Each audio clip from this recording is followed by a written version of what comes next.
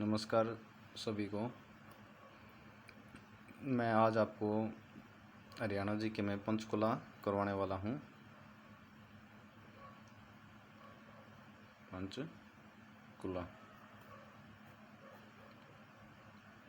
Haryana GK. Panchkula मैं आपको सभी हरियाणा के ज़िले कराऊंगा, जो कि आपको उम्मीद करता हूँ बहुत अच्छे से समझ में आएगा। यहाँ पर बहुत ही कुछ आपको समझाने की कोशिश भी करी जाएगी। सबसे पहले पंचकुला स्टार्ट करते हैं। पंचकुला हमारा सबसे अलग ज़िला बना था। ये अगस्त 1995 को बना था। ये अम्बाड़ा में से अलग होके बना था, अम्बाड़ा से अलग हुआ था। पंचकुला को ही आप नैनो सिटी बोलते हैं। आप पंचकुला को नैनो सिटी क्यों बोलते हो? पंचकुला को नैनो सिटी, पंचकुला की कहानी बोलता। ये रायपुर रानी जो कि इसकी तहसील है, इसके कहानी इसको नैनो सिटी बोला जाता है। नैना या नैनो सिटी कुछ भी बोल सकते हो आप, इसको ऐसे ही है। नैना या नैनो सिटी आपको देखने को मिल जाएगा, इसी के कारण इसको नैनो सिटी बोलते हैं। और सबसे बात करते हैं पंचकुला का नाम पंचकुला ही क्यों पड़ा, ये भी एक बात है। इस पे बोला जाता है कि 5 झरनों के कारण इसका नाम पंचकुला पड़ा। अब बात करते हैं इसके क्षेत्रफल की। इसका क्षेत्रफल कितना है? इसका क्षेत्रफल है 898। इसका क्षेत्रफल है किलोमीटर स्क्वायर। इसके बाद बात करते हैं जनसंख्या की। जनसंख्या आप साथ साथ नोट्स बना सकते हैं। अगर आप हरियाणा से बिलोंग करते हैं, हरियाणा की तैयारी करते हैं, तो इसकी जनसंख्या है 5 लाख करीब 61,000। इससे आगे की कोई इन्फॉर्मेशन नहीं है। मतलब इन्फॉर्मेशन तो क्या है, घटती बढ़ती रहती है। आप इतना जा सकते हैं। अगर आपके क्वेश्चन में आएगा या पेपर में आएगा तब इतना ही आएगा, इससे ज़्यादा नहीं आएगा। अब इसके बाद बात करते हैं साक्षरता की। साक्षरता पढ़े लिखे को ही साक्षरता बोला जाता है, जो कि 81% माना जाता है। इसके बाद जनसंख्या घनत्व की बात करते हैं। जनसंख्या घनत्व कितना है? 625। अगर आपको मैं यहाँ पे अलग से साथ साथ हरियाणा की भी अगर बात करता हूँ तो आप यहाँ पे नोट्स करके लिख सकते हैं हरियाणा। इससे बताता हूँ। जैसे आपको पता है पंचकुला का क्षेत्रफल अगर 898 है, तो हरियाणा का क्षेत्रफल भी आपको याद होना चाहिए 44,212। साथ साथ नोट्स कर सकते हैं। अगर बात हुई जनसंख्या की, अगर पंचकुला की जनसंख्या 5,61,000 है, तो आपको इसकी भी पता होना चाहिए कि हरियाणा की जनसंख्या कितनी है। तो हरियाणा की जनसंख्या 2,53,51 ऐसे याद कर सकते हो। 2,53,51,000 कुछ समथिंग। आप ये 2001 से लेकर 2011 तक के आंकड़े हैं, ये यहीं तक के हैं। साक्षरता बोलते हैं पढ़े लिखे। तो अगर पंचकुला का साक्षरता में 81वां स्थान है, तो हरियाणा का भारत के अंदर कौन सा स्थान है, ये भी पूछ सकते हैं आप। तो इसका 74, कई आपको बुक में मिलेगा 75। तो आपको जो भी ऑप्शन में मिले वही करना, ज़्यादातर 75 है। अब बात है जनसंख्या घनत्व की। जनसंख्या घनत्व 625 जनसंख्या घनत्व है, तो आपको हरियाणा का ही पता होना चाहिए। तो हरियाणा का है जनसंख्या घनत्व 573। आप ये चीज़ एक्स्ट्रा आप नोट्स बना के ऐसे भी एडिट याद कर सकते हैं। तो इसके बाद बात करते हैं पंचकुला की तहसील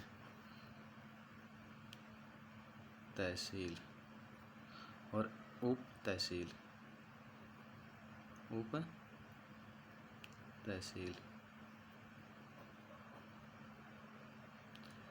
पंचकुला के अंदर 3 तहसील हैं और 3 ही उप तहसील हैं। सबसे पहले इनकी बात करते हैं। कालका, कालका, कालका के बाद है पंचकुला, पंचकुला। इसके बाद है रायपुर, रायपुर रानी। इसी के कारण आपको नैनो सिटी बोलते हैं। इसके बाद उप तहसील, उप तहसील में क्या है?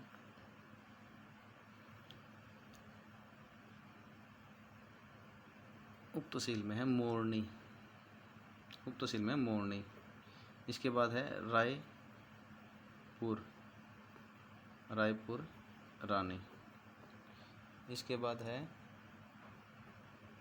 बरवाड़ा, एक बरवाड़ा हिसार के पास पड़ता है, वे नहीं है, ये सिर्फ वहीं पर है, लोकेट करता है बरवाड़ा। तहसील, उप तहसील। इसी के साथ साथ मैं यहीं पर ऐसे ही एग्जिट बताता हूँ कि हरियाणा में तहसील कितनी हैं। अगर तहसील की बात करें, पंचकुला में अगर तहसील 3 है तो हरियाणा के अंदर तहसील आपकी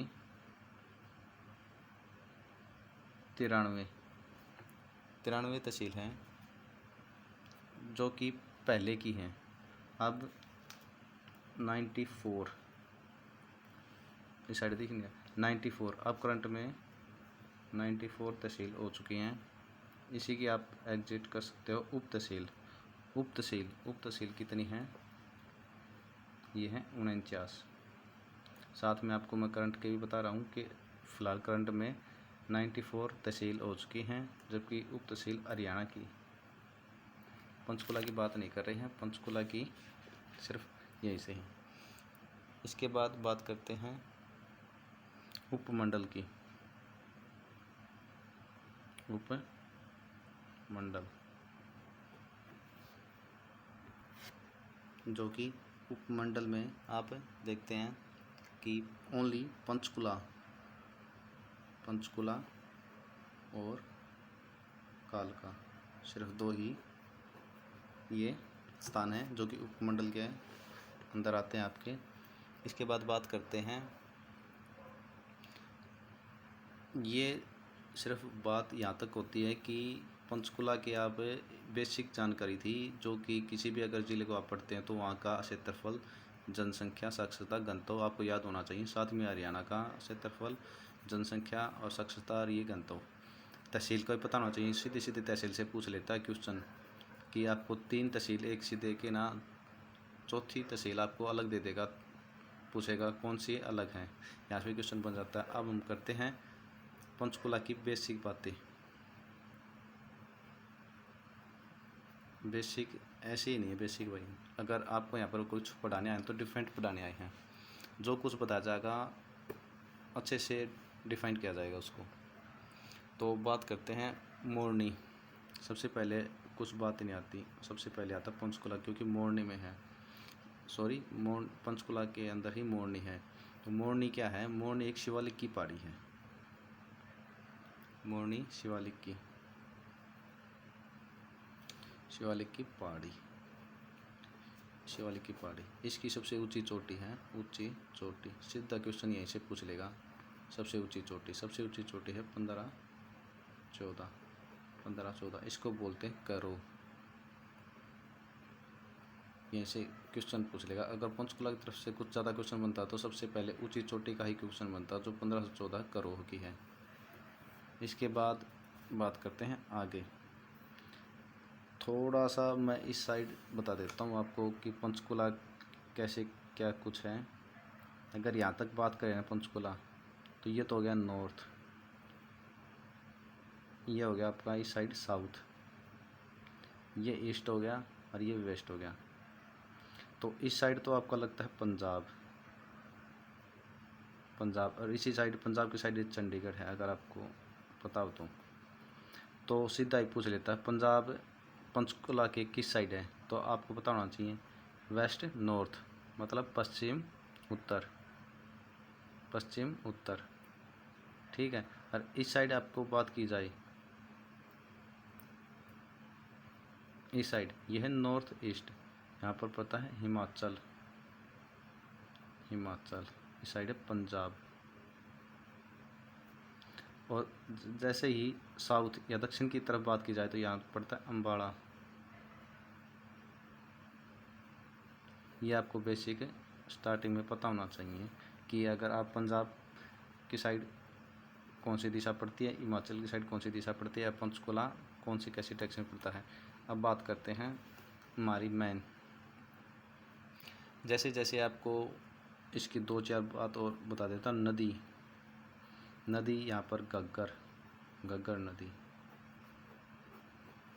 कौशल्या नदी,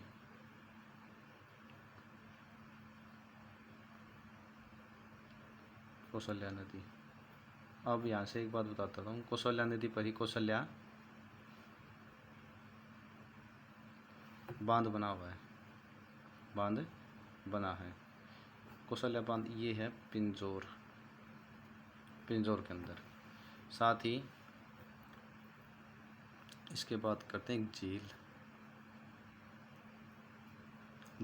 झील है इसके अंदर, उसका नाम है टिक्कर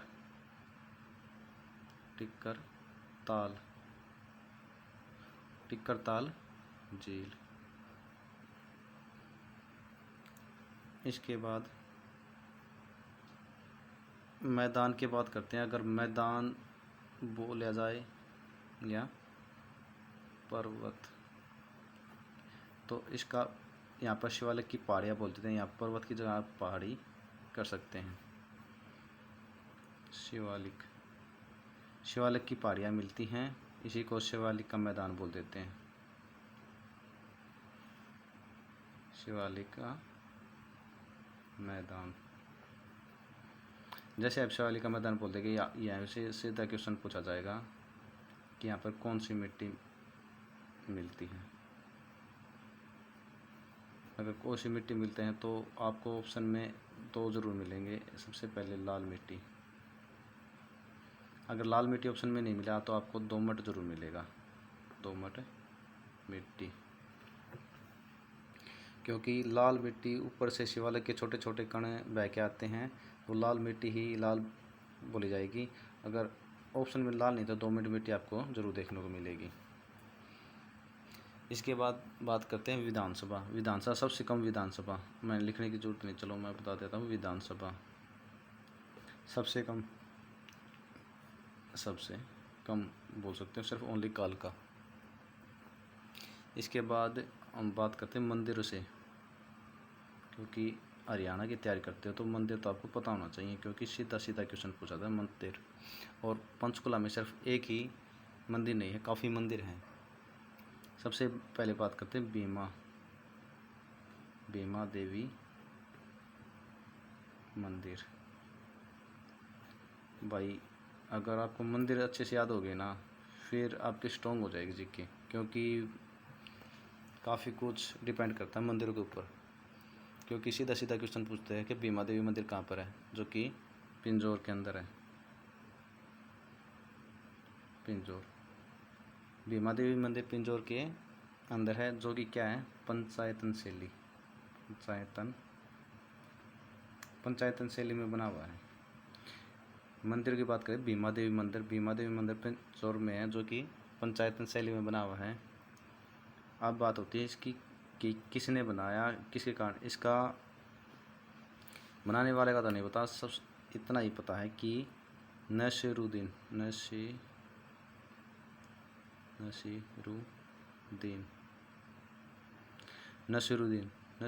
ने इसको नष्ट करा दिया था। ये नसीरुद्दीन कौन है, ये आपको पता होना चाहिए।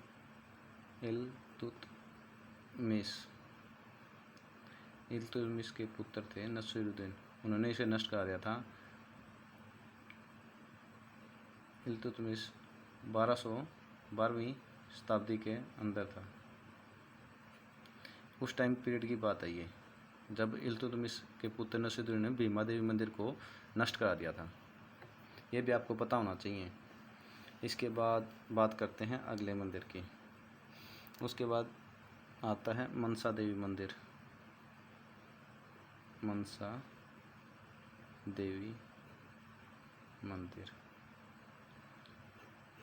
ये इम्पोर्टेंट करके लिख लेना, क्योंकि यह बहुत इम्पोर्टेंट है। मनसा देवी मंदिर, मनसा देवी मंदिर काफ़ी बार चर्चा में रहता है। ये बना था गोपाल महाराजा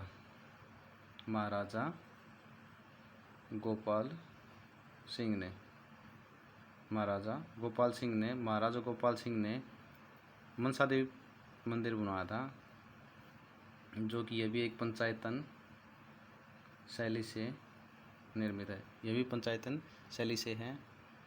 इसे ही उत्तर भारत का नंद वन कहा जाता है। और एक बात और इसकी खास है, जो कि यह मुस्लिम शैली का प्रतीक है। मुस्लिम शैली का प्रतीक है। इतनी बातें दोस्तों उम्मीद करता हूँ आपको याद होगी होंगी। साथ के साथ चलो एक बार याद कर लेते हैं। पंचकुला 15 अगस्त 1995 में 17वां जिला के तौर पर सामने आया था, जो कि अम्बाड़ा से अलग हुआ था। नैनो सिटी के बोलते हैं रायपुर रानी, जो कि इसकी तहसील और उप तहसील है, उसके कारण इसको बोलते हैं। इसके बाद 5 झरनों के कारण पंचकुला को बोला जाता है 5 झरने। इसके बाद बात करते हैं क्षेत्रफल। 898 किलोमीटर स्क्वायर पंचकुला का क्षेत्रफल है। जनसंख्या है 5,61,000, जबकि साक्षरता पढ़े लिखे 81% और घनत्व है 625। तहसील आपको बता दी 3 तहसील हैं, कालका, पंचकुला, रायपुर रानी। उप तहसील में मोरनी, रायपुर रानी और बरवाड़ा। इसके बाद उपमंडल में पंचकुला और कालका। पंचकुला की बात किया जाए, पंचकुला में मोरनी पहाड़ी है, जो कि शिवालिक की पहाड़ी है। सबसे ऊंची चोटी है करो 1514 मीटर। इसके बाद कहते हैं नदी। इसमें खास मेन एक नदी बोली जाती है घग्गर नदी, जो कि कौशल्या नदी है। कौशल्या नदी एक छोटी नदी है, जो कौशल्या बांध बना हुआ है, जो कि पिंजौर के अंदर है। इसके बाद है झील है टिक्करताल झील सिर्फ एक ही झील है। मैदान की बात करें या पर्वत की बात या पहाड़ी की बात की जाए तो मैदान शिवालिक के मैदान बोले जाते हैं। शिवालिक का मैदान मिट्टी मिलती है इसके अंदर, लाल मिट्टी और दोमट मिट्टी। इसके बाद फिर मंदिर की बात आती है। मंदिर में भीमा देवी मंदिर पिंजौर के अंदर पड़ता है, जो कि पंचायतन शैली में पड़ता है।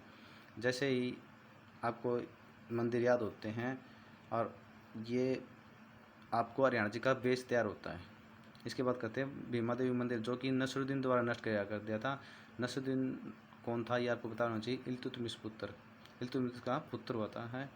जो कि इसके बाद मनसा देवी मंदिर महाराजा गोपाल सिंह के द्वारा बनाया गया था, जो कि पंचायतन शैली का प्रतीक था, पंचायतन शैली से निर्मित था, जो कि उत्तर भारत का नंद वन कहा जाता है। यह मुस्लिम शैली का प्रतीक था। यहाँ तक बात होता है। इससे करते हैं आगे।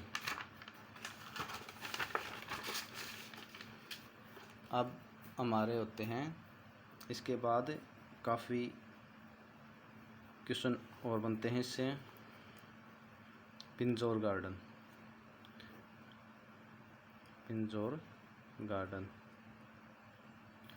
ये क्या है, इसकी काफ़ी डिटेल है, तो ध्यान से देखना। पिंजौर गार्डन आज से शुरू नहीं हुआ। ये करीब 1861 उस टाइम पटियाला के राजा होते थे करमवीर। पटियाला के राजा होते थे करमवीर। उन्होंने इसे बनवाने का काम किया था। उस टाइम इसका नाम होता पंचपुर, इसका नाम होता पंचपुर। उस टाइम उन्होंने बनाने के बाद क्या था। उसके बाद आ जाता मुगलों का टाइम पे इसे मुगल गार्डन कर दिया गया। जैसे ही मुगल गार्डन किया,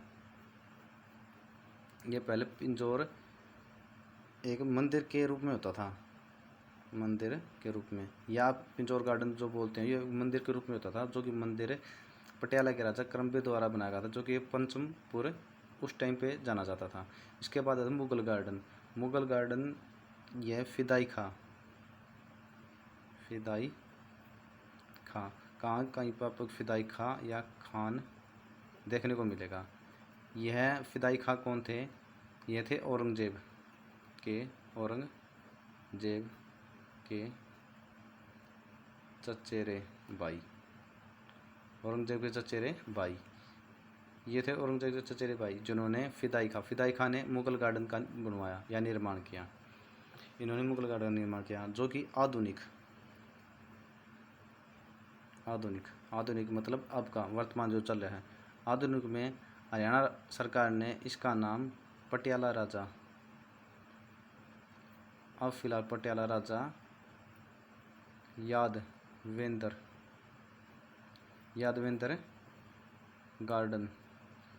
गार्डन के नाम पर कर दिया। फिलहाल अब इसको यादवेंद्र गार्डन के नाम से जाना जाता है। इसको यूनेस्को ने अपने विश्व धरोहर में शामिल कर लिया है। इसके बाद यहाँ तक आपका कंप्लीट होता है। इसके बाद जो कि हमारे पिंजौर या पंचकुला में काफ़ी उद्योग धंधे हैं, जिसको आप बोल सकते हो HMT, सॉरी टी है, आप एडजस्ट कर सकते हो इसको। HMT ये इलेक्ट्रॉनिक उपकरण बनाती हैं,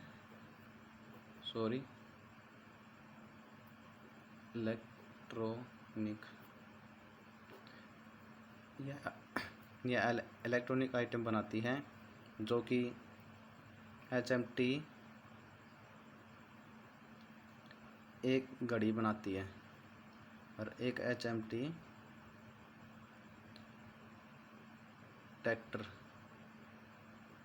ट्रैक्टर का निर्माण करती है।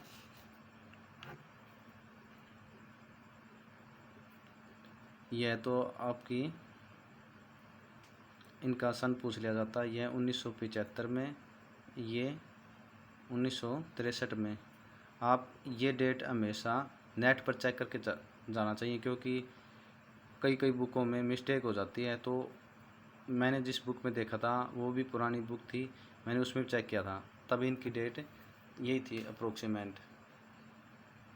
तो कुछ पर HSC डाउट कर देती है, तो आपको याद रखना होगा कि इनकी डेट यही है। तो इसके बाद आता है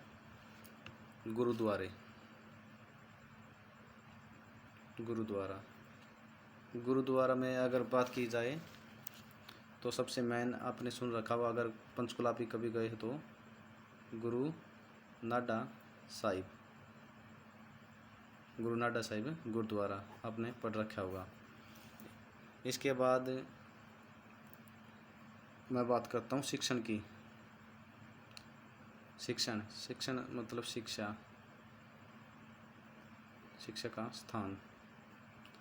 स्थान।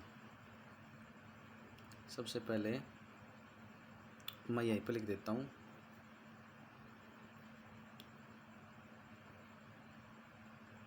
जवाहर नवोदय विद्यालय। जवाहर नवोदय विद्यालय क्या है?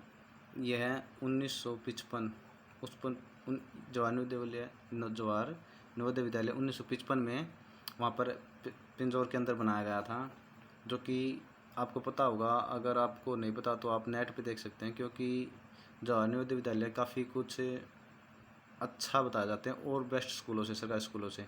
इसके लिए आपको 5वीं 6ठी कक्षा में टेस्ट देना पड़ता है। सरकार से अप्रूवल होती है कि अगर कोई होनहार बच्चा है उसके लिए ही बनाया जाता है, उसको टेस्ट देने की ज़रूरत होती है। अगर वो टेस्ट में पास होता है तो वहीं पर उसका एडमिशन होता है, रहना सहना, अगर वहाँ पर हॉस्टल की प्रबंध है तो वहीं पर रहते हैं।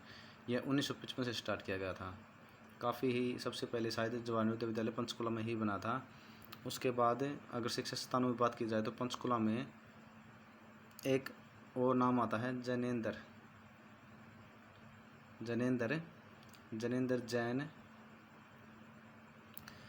जैन ने गुरुकुल बनाया था। गुरुकुल ये बनाया गया था। 2 बंदों के नाम सामने आते हैं, 2 व्यक्तियों के नाम सामने आते हैं। एक का नाम था धनी राम, एक इन्हीं के शिष्य थे आचार्य कृष्ण चंद्र। इनके शिष्य थे कृष्ण चंद्र। उनके ये 2 व्यक्तियों द्वारा जैनेन्द्र जैन गुरुकुल बनाया गया था। इसके बाद हरियाणा राज्य परामर्श सोसाइटी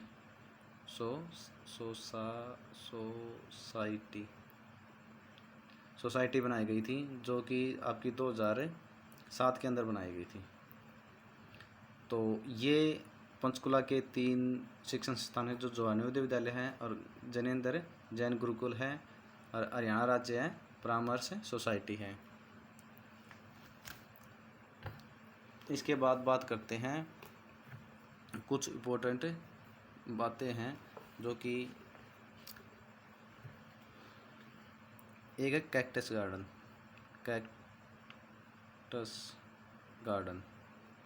यह है कैक्टस गार्डन एशिया में। यह है कैक्टस गार्डन एशिया में सबसे ज़्यादा है। मतलब ऐसा कैक्टस गार्डन आपको कहीं पर देखने को नहीं मिलेगा, क्योंकि इसके अंदर विभिन्न तरह के फूल पौधे देखने को मिलेंगे। जो लुप्त होने के स्थान पर हैं वे कैक्टस गार्डन पे आपको देखने को मिलेंगे। तो इसकी स्थापना 1987 से बनाई गई थी। इसमें विभिन्न तरह के विभिन्न फूल पौधे जो कि लुप्त होने के स्थान पर हैं, वे फूल पौधे आपको यहीं पर देखने को मिलेंगे। और सबसे ज़्यादा फूल की बात की जाए तो चंडीगढ़, जो कि इसके बिल्कुल पास में, कई बार चंडीगढ़ न देकर आपको पिंजौर दे देते हैं। तो सबसे ज़्यादा फूल भी यहीं पर हो गए। तो अब बात करते हैं कुछ अभयारण्य की। इसके अंदर 2 अभयारण्य हैं, जो कि एक है वीर शिकारगढ़, एक है खोल ही रहतान। ये 2 आपको याद होने चाहिए सिर्फ अगर पंचकुला आप पढ़ रहे हो तो। वीर शिकारगढ़ और खोल ही रहतान अभयारण्य हैं। वैसे एक और बोल देते हैं, अगर आपको याद करना तो ज़्यादातर आ जाता भी है पेपर में, तितर प्रजनन केंद्र, ये भी आ जाता है, आप ये भी याद रख सकते हो। इसके साथ हम प्रमुख व्यक्ति और देख लेते हैं। प्रमुख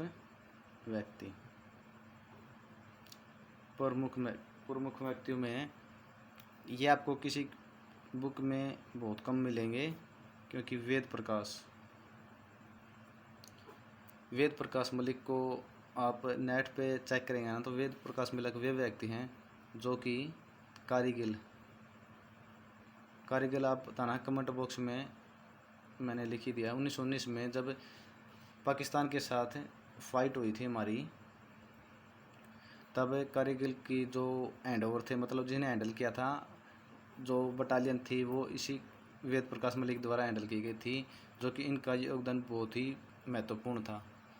तो ये भी आपको पता होना चाहिए, पंचकुला से बिलोंग करते हैं। उसके बाद रेखा शर्मा, इनको कौन नहीं जानता।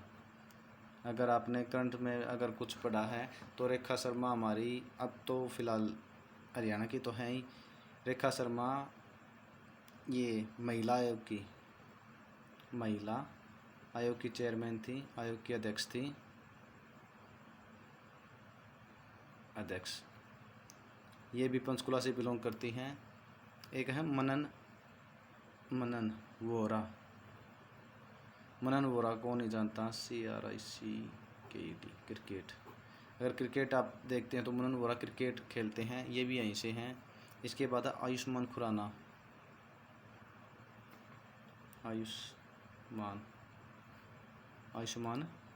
खुराना, ये भी यहीं से हैं, बिलोंग रखते हैं। ये टीवी या रेडियो से जुड़े हैं। इसके बाद आता है आपका खेल के बारे में। यहाँ क्या है, एक है ताऊ देवीलाल। ताऊ देवीलाल स्टेडियम, मैं ऐसे लिख देता हूँ स्टेडियम को।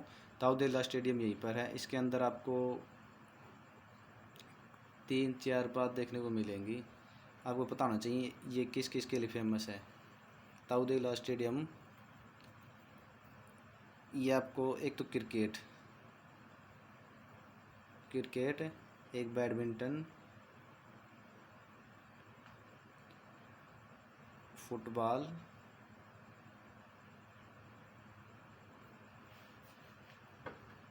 और एक एथलेटिक्स के लिए भी फेमस है। एक और बात करते हैं, एक है रामगढ़ का किला। ये आपको कमेंट बॉक्स में बताना है पंचकुला के अंदर है, किसने बनवाया।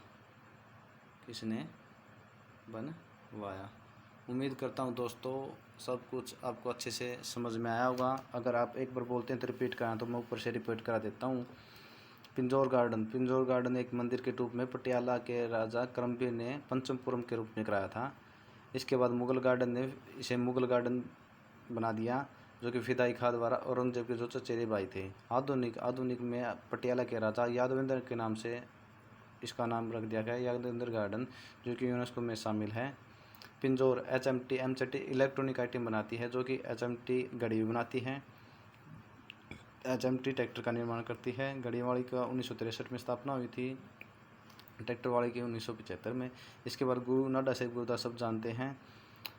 इसके बाद शिक्षण संस्थान में जवाहर नवोदय विद्यालय है, जो कि 1955 में बनाया गया था। आप 10वीं 11वीं का भी 9वीं 10वीं भी में भी एडमिशन ले सकते